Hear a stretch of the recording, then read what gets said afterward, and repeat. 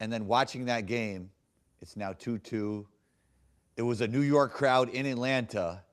And now I believe the Hawks have no chance to win this series. Watching Wow. what I'm watching. I mean, I didn't like their chances before, obviously, because I had Knicks in 6. But do you believe that there's any chance the Hawks could win the series? You know, I think the biggest problem that they have is that Jalen Johnson doesn't really feel like he's ready for this.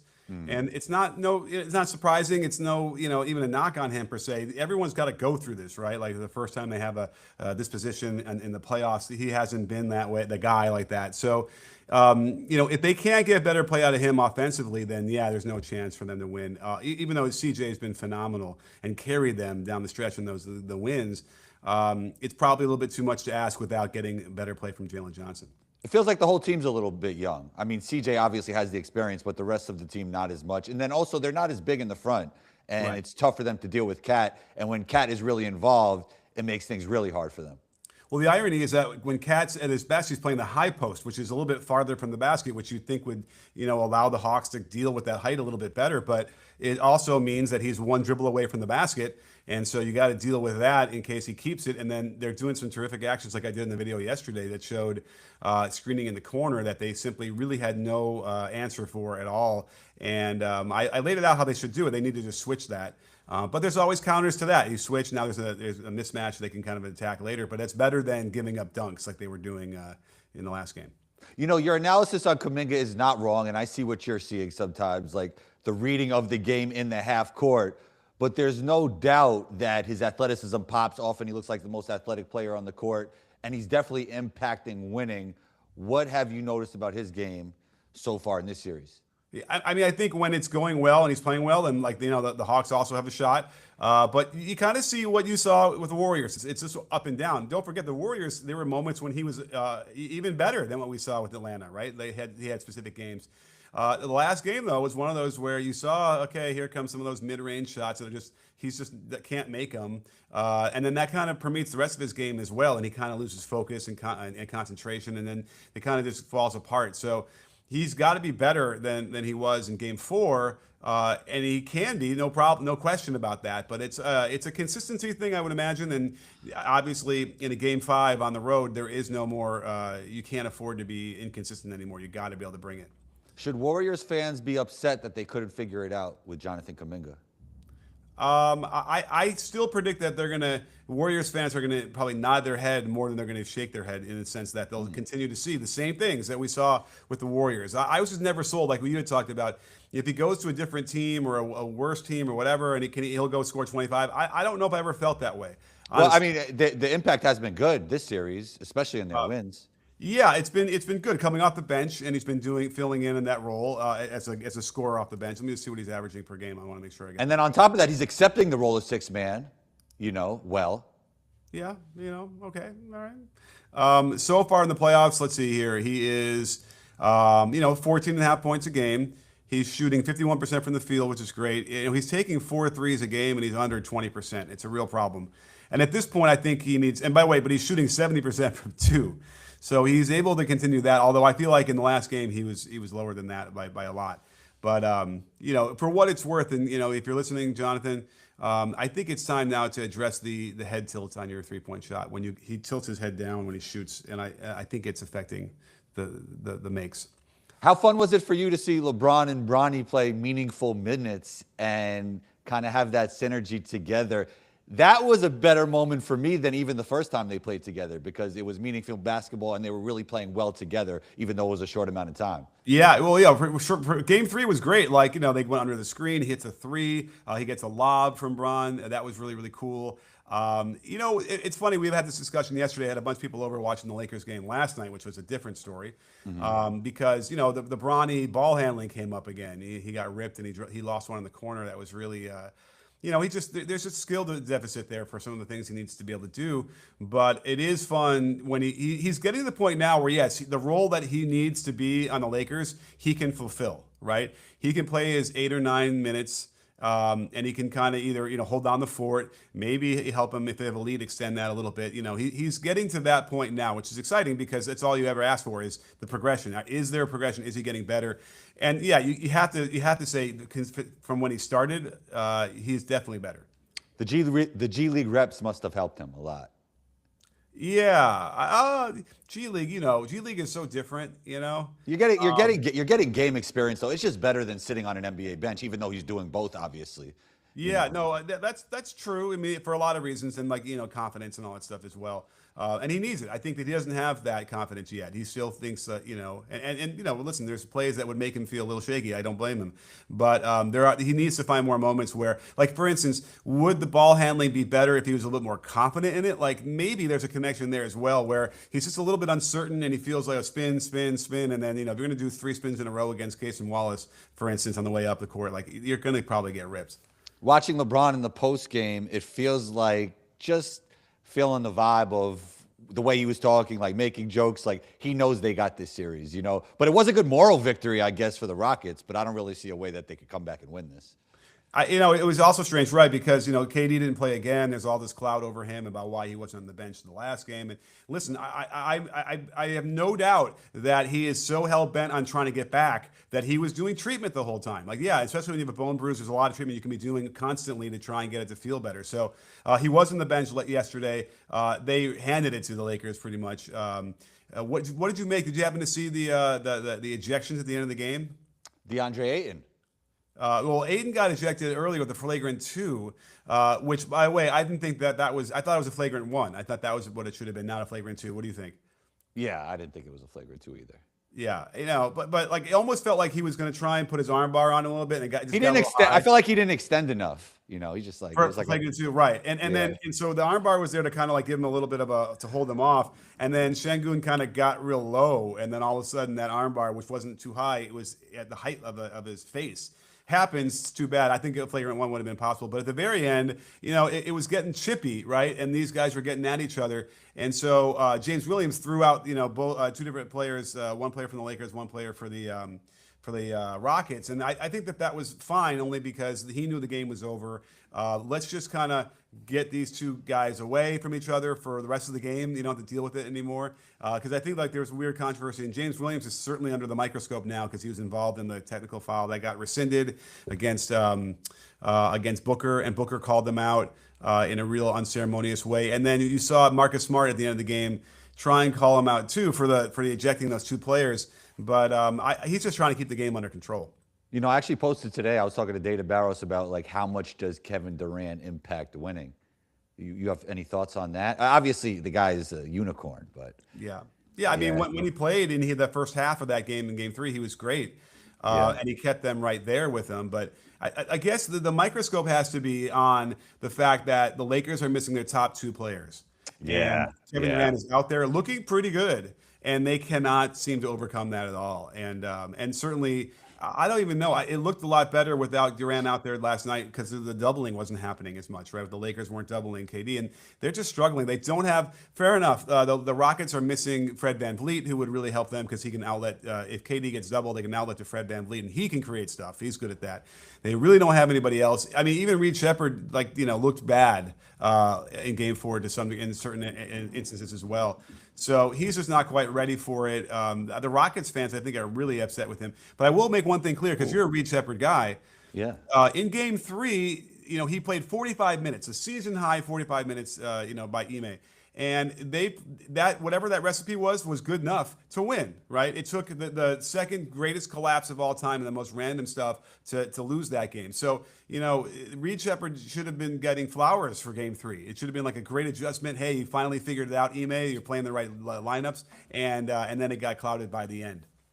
So I talked about the moment with Bronny and LeBron, and I'm thinking in my head like, while I'm watching, I'm probably overreacting. I'm like, this might be the GOAT, Like I'm thinking about like things like that, right? And then later in the game, he doesn't even get back on defense.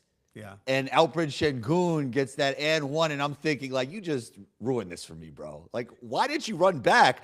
And then they come back and win. I'm like, does he know something I don't know? Is he still pacing himself? I don't know. That tweet was out for me too. I'm like, listen, he didn't get back. He totally bad body language, the whole thing. Yeah. Everybody gave up. And but there's that lesson. The worst part about the whole situation was, listen, Reed Shepard back tap. All right, whatever, that could happen. The throwing away of the ball by Jabari Smith, that could happen.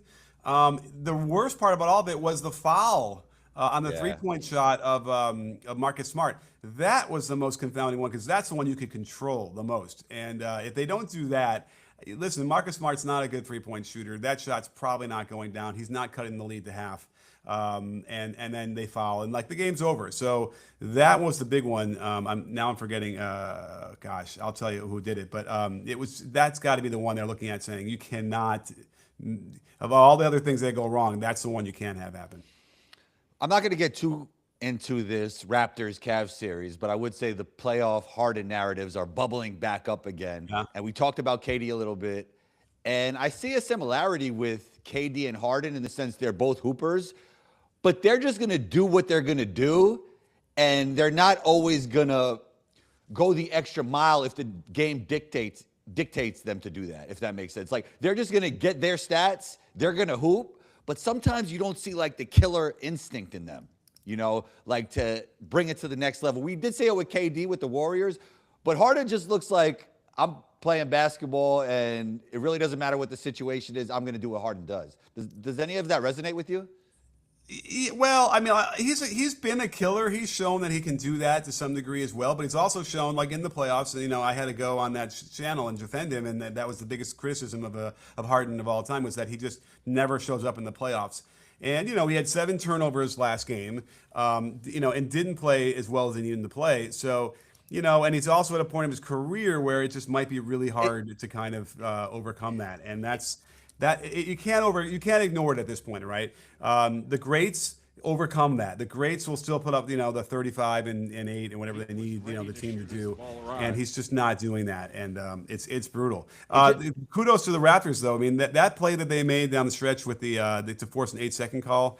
I'm still trying to figure out if I thought that was a foul or not, because if he's missed it, like it was very close to getting across the end line right at the end of the game in a close game. And Shed dives in front of Donovan Mitchell, and knocks the ball loose, but it was messy. But he knew he could risk diving because the 8-second call was going to happen as long as he could prevent the ball from getting across half court. So, I'm shocked. I didn't think that the Raptors had any chance of getting even close to 2-2, much less maybe winning the series. Yeah, it feels like James Harden is just playing cool and calm basketball. Like, if you watch him play in the preseason, if you watch him play in the regular season, if you watch him play in the postseason, he's obviously a basketball savant. But if you just isolate the clips, it looks like he's just playing in the same pace in all those scenarios. Yeah. And it's like the passing. I'm kind of glancing at the turnovers again real quick, and the passing's off a little bit on these. That's also a little bit strange because he doesn't usually do that. But he's older, he's slower. These guys are much quicker and much more aggressive than he is now, and that's going to show up. It shows up in Denver as well. Denver, it's sad a little bit, right? Jamal Murray is, he's not washed, but he's slow and he can't make the plays they need to make, especially defensively. It's interesting that the guy that built the Denver Nuggets championship team also built this team, and styles do make fights, and I feel like this team was made to beat the Denver Nuggets. Yeah, in Minnesota. Here's the problem is that Rudy Gobert has traditionally gotten lit up by Jokic, right? It's just been a no contest for all those games. And maybe it's like the law of averages. At some point, Rudy, who's good, really great defender, is gonna finally, put together a few games. But you watch Jokic in Game 4. Rudy, if you look at his misses alone, Rudy is responsible for almost all the misses, and he didn't shoot well, Jokic, because of that. And it's remarkable. It's something that I'm sure the Nuggets did not count on at all. Like, I'm sure they thought, Jokic is going to be able to shoot a high percentage, get his 25 to 30, his 10, 11 assists. It's not happening. Rudy is shutting it down. It's really been impressive. Rudy on defense automatically makes your team a top 3 defense consistently over the course of time. Do you believe he's a Hall of Famer? That's an interesting question. Yeah, I mean, if Ben Wallace is a Hall of Famer, then he should be in there, right? If Dennis Rodman's a Hall of Famer, he should be in there without question, right? He's no worse. Dennis has a lot of championships though, over 2 teams too. That's the Oh, well, difference. okay. So we'll go back to Ben Wallace. Yeah. Um, And is he better than Ben Wallace was? What do you think? oh, that's tough, man. That's a good one. Yeah, I don't Yeah. know. Well, Yeah, I don't Ben know. Wallace, here's the thing about him is he wouldn't dissuade shots. He wouldn't turn people away when they get close. Where, and I'm not even sure Rudy does it the same, like Wemby does now, right? Like people literally, they'll get within 10 feet and like, nope, I'm going somewhere else. It used to be a lot more, I feel like that with Rudy than it is now. But he is better than Wallace would have been. Wallace didn't like scare anybody out of the paint. But either way, yeah, if Wallace could be in the Hall of Fame, then yeah, Rudy could be in it too. So Embiid is back, and it feels like he is the one that actually took away the Sixers' superpower, and that was dynamic guard play. When I think of the Sixers' backcourt, it's one of the most dynamic, most electric backcourts in the league. And it kind of likens to those teams in March Madness that have like really dynamic guard play and they can beat anybody. The problem is, though, in the NBA, you got to win 4 out of 7. It's not like March Madness. But do you feel Embiid slows him down a little bit? Because stats-wise, he had a pretty good game, but it was just tough for them overall. Yeah, I mean, I think Embiid looked good, like and it felt like okay, this is going to be a really good series, and they'll extend it longer as long as maybe Game 7. Um, does Peyton Pritchard do what he does again? Because, geez, Louise, that guy, he was just vicious, and it was almost like he had made a point. And I don't think he's going to shoot that well again. And if he doesn't, then Did he make a then we'll same? Did he make a same be- leg? I think Peyton Pritchard made a same leg, one leg three. He did Right? one-legged three off leg, That, and it that's was tough. gorgeous. Yeah, that's tough. Yeah, when you're doing that, drifting to your left at the buzzer, But remember, he's doing that because I obviously have this fetish about one-legged threes. He's doing that to get to the open spot, the open space where he can then be free and clear to release it. So if he had gone up straight up off the 2 feet, I think there was probably a guy in the vicinity that would have blocked it or been in his way. So I'm going to get him on the show without question, and we're going to talk more about that because I know, that's been a thing. I briefly talked to him a little bit about shooting stuff, so I'm gonna get on it with him because I really want to find out. I also want to just sort of discuss more about his skill development because it's unparalleled what he's done and how good he is with the handle. So it's a lot of it's obviously a lot of skill work, a lot of reps. You see like YouTube viral videos of him just doing dribbling drills in his basement, and then you also hear the stories about how he pays overseas guys just to guard him in ones over and over again. Yeah. So he has a unique perspective and approach to skill development for sure. Yeah. The thing that I think impresses me the most is he's able to go switch hands so quickly with the ball. He can get it to go laterally, just almost to the point where like as the ball's coming toward the right hand, he's already propelling it back to the left. And in my mind, it'd be like you'd be punching it and you wouldn't be able to control it, but he does, and that's what I can't quite figure that out. Maybe you have those skills as well. But what's actually funny is I'm watching some of those moves, and they're all multi-combo, ISO, crazy, high level, a lot of stuff. And I remember I used to screw around with that, like in the late '80s in high school. I used to screw around, and I could make a shot or two like that. But I wouldn't even dare try it in a practice, much less a game. That's like the biggest difference I think from back then. We just didn't dare to try that. And even though they're effective and it's great ways to get advantages and get open shots, and I could do it. I could find success like in pickup or 3 on whatever you're playing, and you just couldn't do it. Well, Pistol Pete was before your time, and he was pushing the envelope. Even if he was doing that now, he'd be pushing the envelope. Yeah. It's frustrating because you're right. Like there was a little bit there. We didn't have. I mean, and did I see Pistol Pete? I know I saw like a TV show. They had replays a little bit, but it wasn't like I could call it up anytime I wanted to, and then just sort of either emulate that or show it to the coach. Like, look, these are shots. The coach had a lot of control back then, and there was just a built-in safeguard against that kind of stuff. I mean, listen, I think I told you I won a JV game, on a step back three like Harden shot. And I never shot that shot ever again. Why not? Maybe it's my fault. Maybe I'm realizing now I should have. I should have been like, fuck it, excuse me, I'm screwed. I'm just going to do it and shoot him because you don't understand. Like I laced it. I knew it was in before it went in. I remember I was already celebrating before it went in, and we were down by 2, and I literally in and out. Left, right. I probably was like a left hop, so it was legal. But and then literally lateraled backwards to my right, to my right, like it was like the Kyrie shot in the finals, and Yeah. and yeah, never even took that shot once again. I don't even think I was even in practice like to relive it. I don't think I did. I don't know. I don't know. It must be a failure on my end. Oh Seeing well. Jason Tatum play as well as he's playing, I mean, he had 30 and 10 versus the Sixers. Yeah. And it wasn't that long ago. Actually, it was a long time ago when Dominique Wilkins came back from an Achilles. And it was just crazy that he was back. Like, Yeah. whoa, he's back in the NBA. He wasn't the same player, but now we're seeing Jason Tatum trending towards being the same player. It's kind of crazy how much science has evolved and then the therapy and all of that. It's amazing to see. I know. I'm so worried though. I'm still worried, but he looks good. And you're watching for when he jumps off of the repaired foot as well to see, is he favoring it? Is it Oof. still there? And it looks good. It looks like he's been able to regain all that strength. And they obviously the science you're talking about is you can measure that down to the Yeah. Force plates and all that. Force plates and all that. They could see. Yeah. Yeah, and so they wouldn't let him out there without knowing, like to the smallest degree, whether that strength is there for him when he needs it. And so far, yeah, he's been great. And the Celtics look like the team that can win the whole thing.